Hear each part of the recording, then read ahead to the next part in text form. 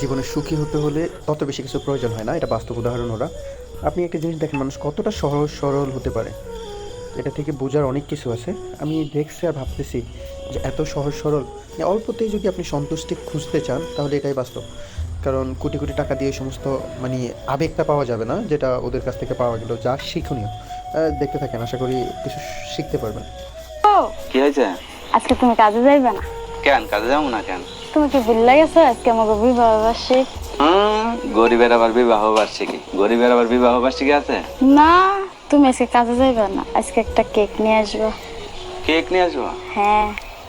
কেকের তো অনেক দাম বুঝছো, কেক কিনতে 500, 600, 800, 1000 টাকা লাগে।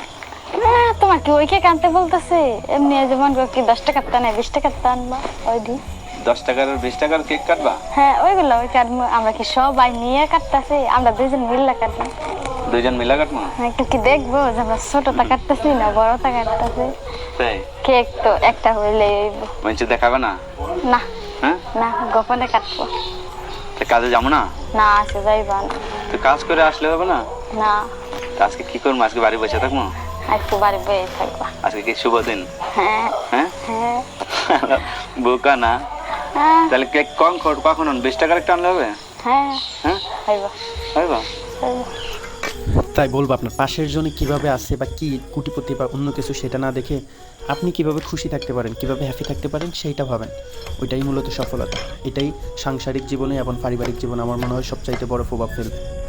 আশা করি ভিডিওটি সবার উপকারে আসবে এবং শেয়ার করে দিবেন যেন বাকিরাও দেখতে পারে। আর বিশেষ করে যাদের ভিডিওটা নেওয়া তাদেরকে অন্যভাবে প্রমোট করার জন্য না, আর কিছু বলার নাই। আপনাদের জন্য দোয়া এবং ভালোবাসা রইল।